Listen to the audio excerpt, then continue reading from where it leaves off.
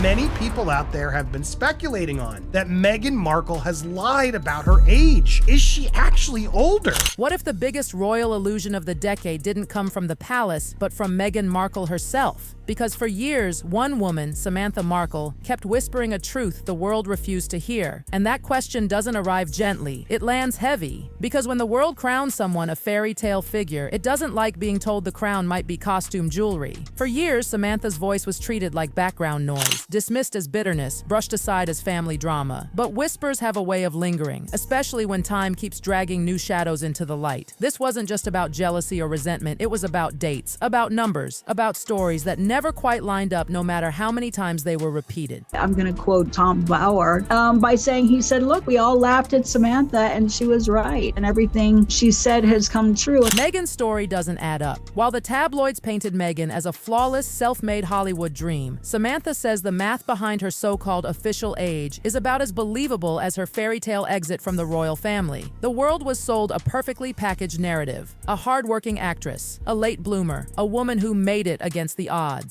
But Samantha kept circling back to the same quiet problem. The math didn't behave. Birthdays shifted, milestones slid around like pieces on a chessboard being nudged when no one was looking. And the more polished Meghan's image became, the stranger those numbers felt. Because real lives are messy, but they don't usually require this much editing. And there was something, in my opinion, missing in their eyes. It didn't seem real to me. Every birthday post, every turning 40 photo shoot, what if the candles were counting down the wrong number all along? This isn't just a family feud. It's a numbers game wrapped in designer coats and palace PR. There's a very big difference. It was deliberate. And here's the twist. When Samantha first spoke up, Meghan's fans called her jealous, bitter, irrelevant. But time has a funny way of flipping the script. Suddenly, old magazines, family photos, and even hospital timelines are proving that Samantha's crazy theory might not be crazy at all. Time is cruel to lies, especially the quiet ones. Years passed, and pieces that once felt random began snapping together. Old interviews, old photos, stories that aged badly. The louder Meghan's defenders screamed, the more the past refused to stay buried. Because when reality keeps contradicting a story, the story doesn't just wobble, it cracks. I'll tell you why. What she told the royal family, what she told Harry, wouldn't have jived, wouldn't have been consistent with the truth. If Meghan really edited her own timeline, if the Duchess of Reinvention actually rewrote her age, then the royal truth isn't a crown, it's a costume. And once you start pulling on that thread, the entire fairy tale starts to unravel. Because behind every perfect Instagram caption, there's always a draft you weren't meant to see. And Meghan's draft, it might just be hiding a completely different birthday. That's the thing about reinvention. At first, it feels harmless. A tweak here, a smoothing there. But once you start revising reality, you have to keep revising it forever. One change date forces another. One adjusted age forces a rewritten memory. And suddenly, you're not living a life. You're maintaining a script. There's nothing original here. I hope you're having the best birthday you've ever had. Thank you for everything.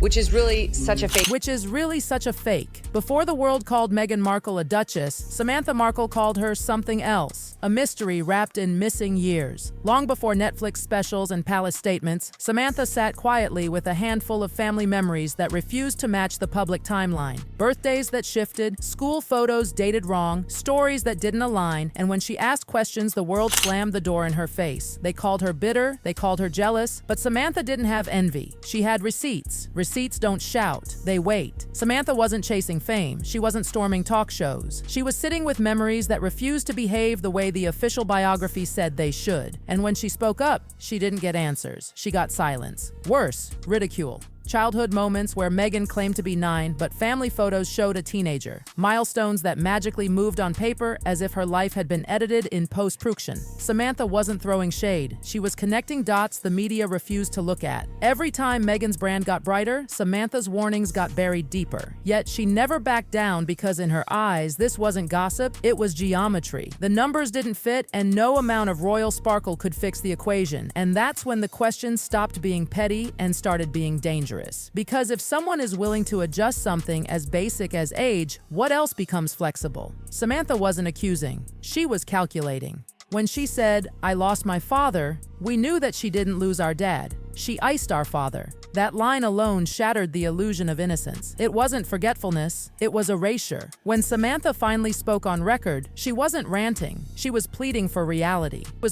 If she's lying about something this small, Samantha hinted, what else isn't real? That question lingered. And then Thomas Markle entered the frame. Her childhood was with me. He wasn't chasing headlines, he was remembering. And memories don't care about PR. The more he compared his recollections to Meghan's official timeline, the more unsettled he became. Teenage auditions that didn't match middle school ages, certificates that clashed with press releases, details burned into a father's mind, refusing to cooperate with the narrative sold to the world. There's nothing original here. And then came the moment no one could spin away. The magazine, ink on paper, a March 1997 issue of 17 magazine listing Meghan Markle as 21 years old. Printed, archived, untouchable. If she were born in 1981, that age would have been impossible. Not unlikely, impossible. In my opinion, she would still be a waitress if it wasn't for Dad. That page didn't just challenge the story, it detonated it. Because digital lies can be deleted, print cannot. This is a copy of 17 magazine, and it was published in March of 1997. In it, it mentions our magazine is from Los Angeles and that she was 21 years old at the time of publication. That would make her birth year at around 1976. Two timelines now stood face to face, one polished, one stubbornly real, and when those timelines collided, pregnancy entered the picture, and everything collapsed. But if you look at this, Meghan Markle has been incredibly quiet about the birth, but mostly the pregnancy of these children. Because age isn't cosmetic, it's medical. If the earlier birth year is even close to true, the fairy tale pregnancy narrative doesn't just wobble, it fails. High-risk pregnancies don't look like editorial spreads. And then Harry's own words cracked the illusion. 2 epidurals, candles, walking out hours later. Doctors didn't gasp in awe, they frowned, because that's not how bodies work. And when you're pregnant, there's not a pillow under your skirt. The timeline shrank until it became physically impossible. Here the doctor talks about both the children, and listen to what she says. And once the birth timeline was reconstructed minute by minute, it stopped looking miraculous and started looking fictional. A 2-hour labor to exit window doesn't exist in real medicine, it exists in movies. And that's when the story stopped being about age, or jealousy, or gossip. It became about authorship. Who wrote this story? Who edited it? And why? Because when you line up Samantha's memories, Thomas's recollections, the magazine proof, and the hospital contradictions, one thing becomes undeniable. This wasn't evolution, it was engineering. Truth wasn't lived, it was revised. And once the revision stuck, the world forgot there was ever a first draft. And that's where the discomfort really settles in. Because once you accept that a public figure may have edited something as basic as time, everything else becomes unstable. Age isn't just a vanity metric, it's the spine of a life story. It determines when you graduated, when you struggled, when you succeeded, when you failed, shifted even slightly, and suddenly the whole arc bends to your will. And that's exactly what this story starts to feel like. A life bent, not lived. People keep asking, why would anyone lie about a few years? But that question assumes the lie exists in isolation. It doesn't. Age controls narrative. A younger woman is marketed as fresh, resilient, aspirational. A woman closer to 40 or beyond is suddenly scrutinized, questioned, measured differently. Hollywood knows this, media knows this, and the royal machine knows it better than anyone. So if someone wanted to enter that world already polished, already protected, already positioned as a symbol rather than a person, age becomes the easiest edit of all. That's why Samantha's insistence never faded. She wasn't clinging to the past. She was watching it be rewritten in real time. Each new interview sharpened her certainty. Each carefully phrased answer sounded rehearsed, not remembered. Meghan spoke about her life the way actors speak about roles. Selectively, strategically, emotionally precise, but chronologically vague. And the vagueness wasn't accidental. It was useful. What makes people uneasy isn't just the possibility of an altered birth year. It's the pattern that follows. Silence where detail should exist. Deflection where clarity is expected. Emotional storytelling without verifiable anchors. The more the brand grew, the more the specifics disappeared. It became all feeling, no footing. And whenever someone tried to plant their feet in facts, they were pushed aside as cruel, jealous, or unstable. Thomas's role in this still haunts the narrative because he represents the one thing no amount of PR can fully erase: a witness. A parent doesn't remember milestones the way biographies do. They remember weather, traffic, what song was on the radio.